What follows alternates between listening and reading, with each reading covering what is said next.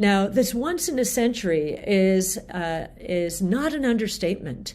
So we have an incredible amount of fear in the market, and that actually is the best time to average into these markets. That has been exactly what Ark Invest has been doing.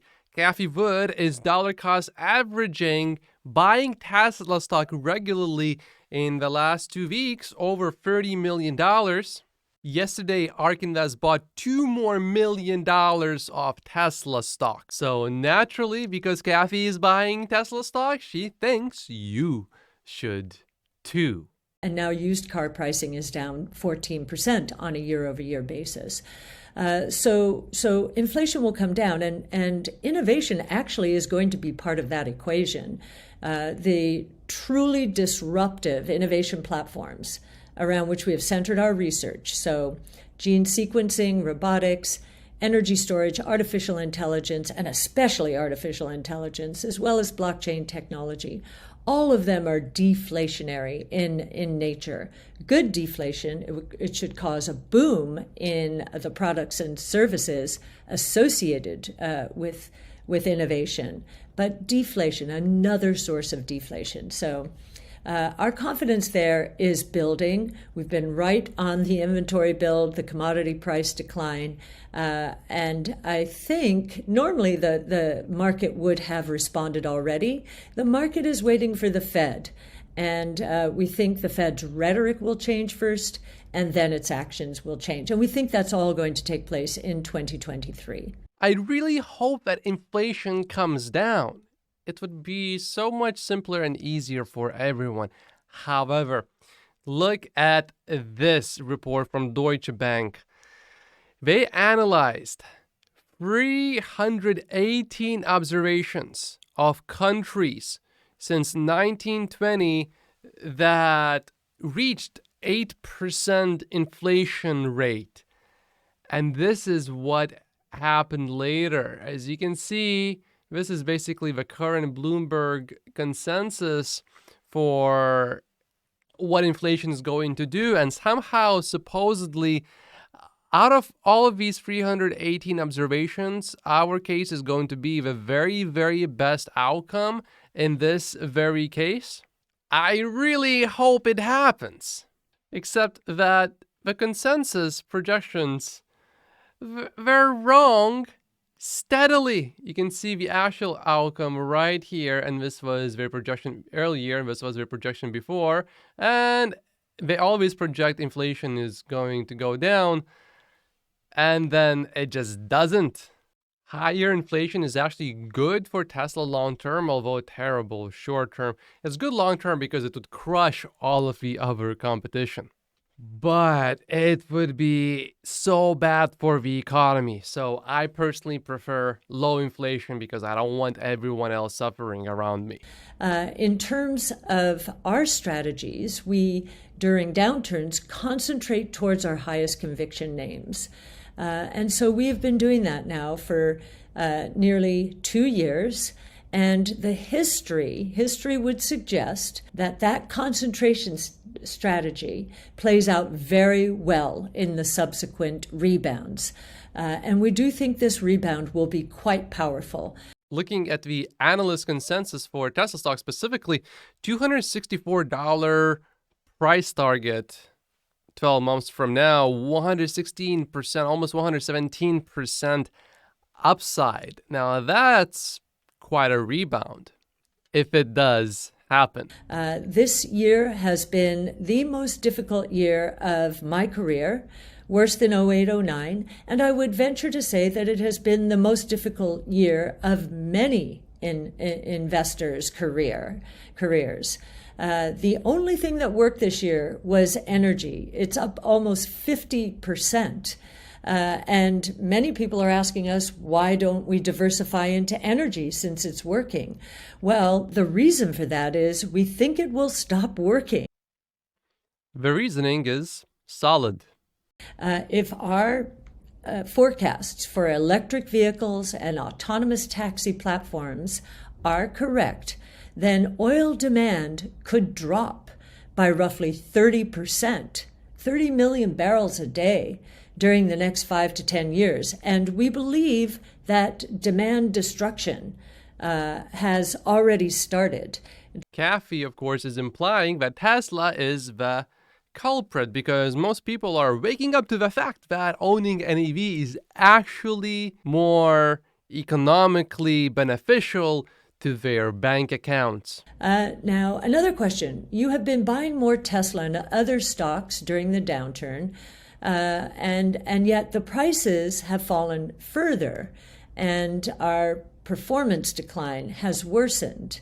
With interest rates and prices fluctuating so widely, and in this case they probably mean increasing, will an investment focus on innovation work? Well, we believe that the leading indicator, correctly, is inflation, and it has peaked. The inflation rate has peaked. Almost every measure of inflation has peaked. Most of those metrics peaking out in March or June of this year, in the first or the second quarter. So typically, that's a good thing for innovation. As we can see from this beautiful chart, inflation is coming down really fast and nicely and is now at 3.4%. Right?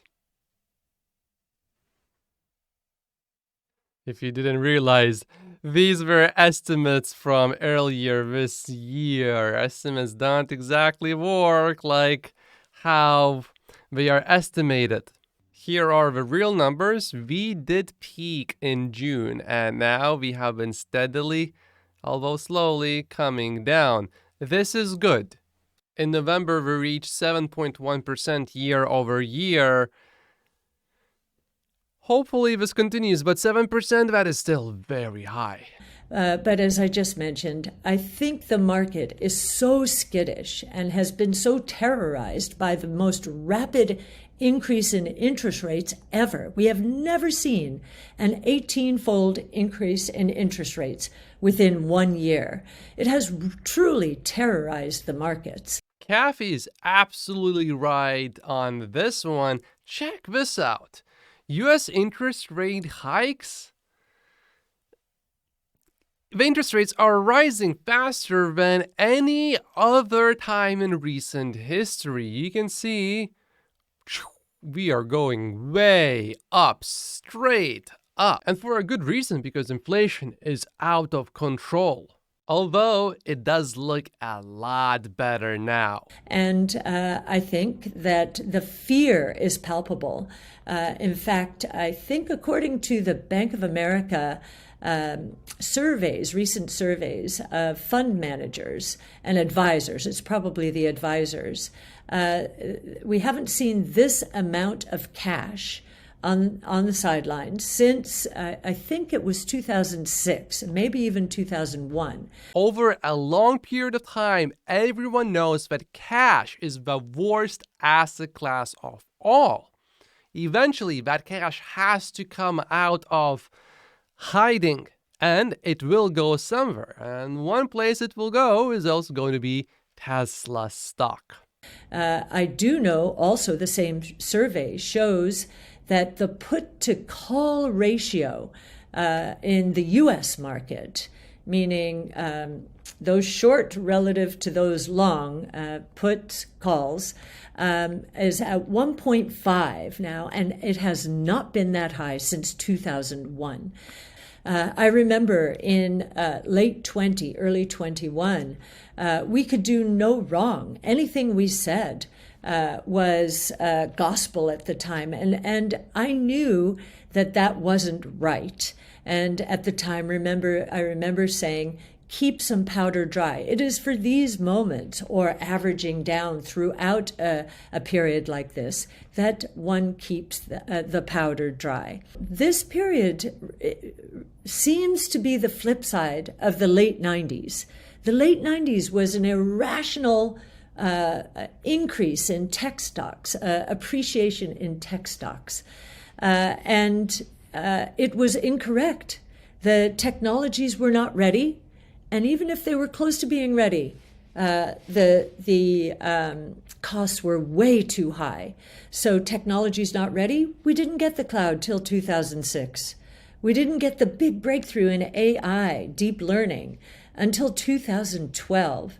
The cost for DNA sequencing, 2.7 billion for one genome back in 2003. That number is down to $500 now. We are ready for prime time, and yet investors are doing the opposite of what they did during the late 90s. They are running away, running for the hills, running for their benchmarks, and we think that innovation is going to pose a problem for the benchmarks. So you bet we think innovation is going to work. We think it's going to work in a big way. We are ready for prime time for these 5 innovation platforms. Feisty Cathie, I like it. Another question. Investors seem hesitant to invest now for long-term growth given supply chain disruptions and the economic downturn caused by rising interest rates. Why do we believe that now is a once-in-a-century investment opportunity? Well, a couple of reasons. Innovation solves problems. And we have a lot more problems now, even more than during COVID. We have corporations now experiencing margin pressure. And we have individuals, consumers, perhaps worrying about their jobs. And when we get into a period like this, businesses and consumers are willing to change the way they do things. And they embrace innovative solutions to their problems. Now, this once in a century is not an understatement. We have not seen more innovation platforms evolve at the same time ever. The closest is about 100 years ago, telephone, electricity, and automobile. Interestingly, back then, we were just getting over a pandemic, the Spanish flu, and over a war, World War I.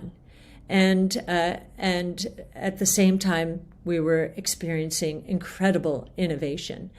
And so very similar dynamics. And what happened? Inflation peaked in June of 1920 at 24%. And within 1 year, it was minus 15%. We think we're going to experience a mini version of that during the next year. I really hope that is exactly what happens, but also let's not forget that we used to be on the gold standard. Now we are not.